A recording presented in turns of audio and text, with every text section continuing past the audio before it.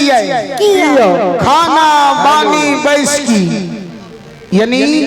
संग जय मानव के भगवान जय मानव के बनारसी बाबू मकमा के मंडली भोजन में प्रवेश कर बिगड़ जरा कोई समझावे वाला नहीं छे सबसे पहला चीज तो मानव के होय छे संग जी